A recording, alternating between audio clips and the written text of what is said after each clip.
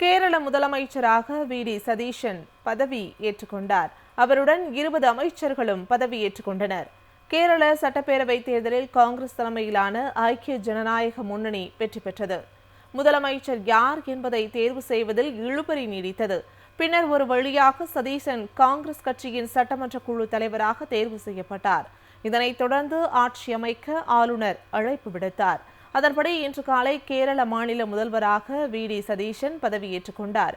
அவருடன் கூட்டணி கட்சிகளை சேர்ந்த 20 பேரும் அமைச்சர்களாக பதவியேற்றுக் கொண்டனர். அவர்களுக்கு ஆளுநர் ராஜேந்திர விஸ்வநாத் அர்லேக்கர் பதவி பிரமாணம் செய்து வைத்தார். கேரள முதலமைச்சராக வி.டி. சதீஷன் பதவி ஏற்றுக்கொண்டார். அவருடன் 20 அமைச்சர்களும் பதவியேற்றுக் கொண்டனர். கேரள சட்டப்பேரவை தேர்தலில் காங்கிரஸ் தலைமையிலான ஐக்கிய ஜனநாயக முன்னணி வெற்றி பெற்றது. முதலமைச்சர் யார் என்பதை தேர்வு செய்வதில் இழுபறி நீடித்தது. பின்னர் ஒரு வழியாக சதீஷன் காங்கிரஸ் கட்சியின் சட்டமன்ற குழு தலைவராக தேர்வு செய்யப்பட்டார். இதனைத் தொடர்ந்து ஆட்சி அமைக்க ஆளுநர் அழைப்பு விடுத்தார்.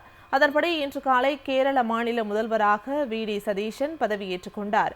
அவருடன் கூட்டணி கட்சிகளை சேர்ந்த 20 பேரும் அமைச்சர்களாக பதவியேற்றுக் கொண்டனர். அவர்களுக்கு ஆளுநர் ராஜேந்திர விஸ்வநாத் அர்லேக்கர் பதவி பிரமாணம் செய்து வைத்தார். கேரள முதலமைச்சராக வி.டி. சதீஷன் பதவி ஏற்றுக்கொண்டார்.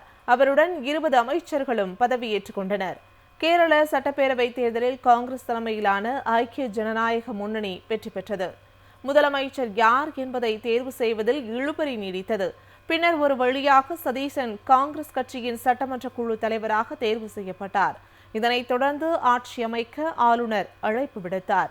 அதன்படி இன்று காலை கேரள மாநில முதல்வராக வி.டி. சதீஷன் பதவியேற்றுக் கொண்டார்.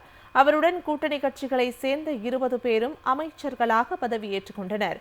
அவர்களுக்கு ஆளுநர் ராஜேந்திர விஸ்வநாத் அர்லேக்கர் பதவி பிரமாணம் செய்து வைத்தார்.